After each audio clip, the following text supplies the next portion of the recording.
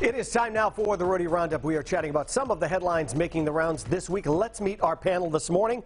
Comedians Doreen Collins and Tom Stewart, along with Mike D from Hot 106. Good morning, everybody.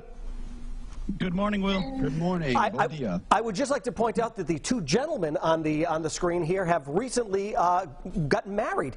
Mike just got married. Tom got married. So congratulations. Yeah. Put it up, Tom. There it is. Husband bling. But yeah, we both got married in recent times. Yes. Congratulations. I've been married now. All right. First thing up. Thank you very much, Will. First thing up, there is a list of the 40 things you should do by the time you're 40. Now, some of the things on the list: being married, having a child, had at least 3 months' salary in savings, gone traveling, bought a house, and fallen in love. Now, Doreen and Tom, I know you're just like 1 or 2 years past the age of 40, so I'm going to start off with Mike here. Is there something that you want to do by the time you're 40 that you're hoping to do? Yeah, it's definitely a couple things. Obviously recently married. We're going to be starting a family soon, so having a baby would definitely be on that list. And both of my parents were born in Portugal, and I've never been. So getting back to the motherland is definitely on the list to get done. That's a good thing. That's a good thing. Doreen, what about you?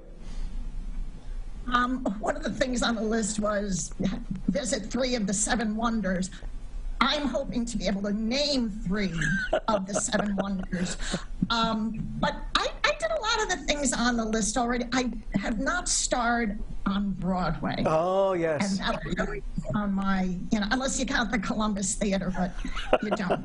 So that would be my wish. All right, Tom, what about you? Different Broadway. I looked at that list, and I still haven't done a lot of the things on that list.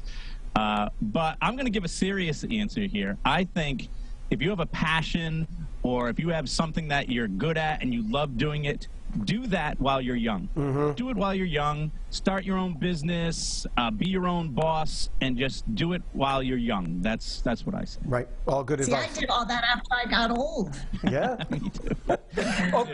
Okay. Next up, using cash for purchases. A lot of people don't carry cash around anymore. Is going really by the wayside. Some of the things people still pay for with cash is public transportation, like a bus or train fare, and even that is slowly going away. Minor emergencies, personal grooming appointments like haircuts, things like that. Small purchases, like if you're going into a convenience store or something. So are you guys someone who carry cash around? Doreen, do you have cash on you, or are you basically just using your card? I don't want to answer that for fear of getting mugged by the next person that sees me. I don't carry a lot of cash. I'll use it, for gum and things like that. Right. But, well, have you taken a train lately? You got have a lot of cash. You do, yeah. That's true. With cash. It's crazy, but no, I don't carry a lot of cash. Okay, Tom, you got cash on you?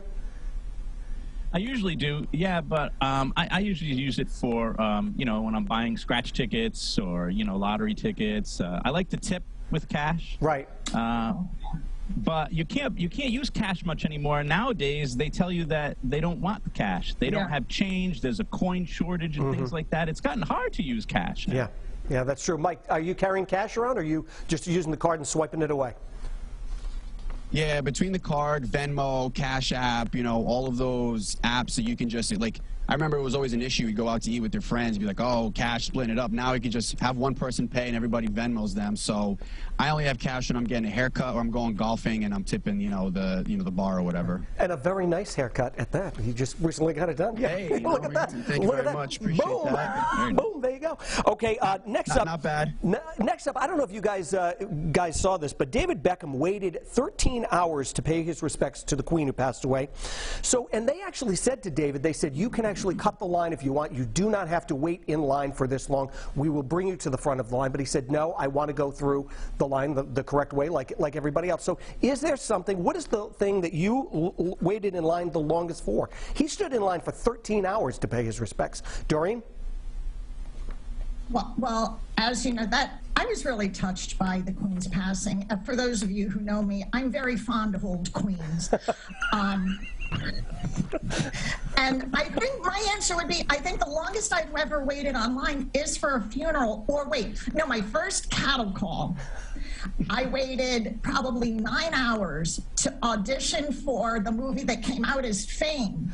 But You did? when I was standing online, yes. But it was originally going to be named Hot Lunch, but a porno came out that same year with that name, so they had to change the name to Fame. Just a little bit. Wow. I Okay. didn't get a part in either of those films. Good for you. Mike, we just got a little time left. What's the longest you've waited in line for? I went to like a haunted house back in the day. There was a WWE wrestler, Mick Foley, Mankind. Sure. I waited in line to meet him for like 4.5 hours, and I don't even know where that picture went, so it was not worth it. Not worth it. Tom, what about you? What's the longest you've waited in line for? I once waited 3.5 hours to audition to be co-host on The Road Show. That is true. He did. 2012. That's a true story. Twin River. Yeah, true story. All right. Obviously, we see how well that went. Folks, thanks so much for joining us. Always great catching up with our Roadie Roundup panel.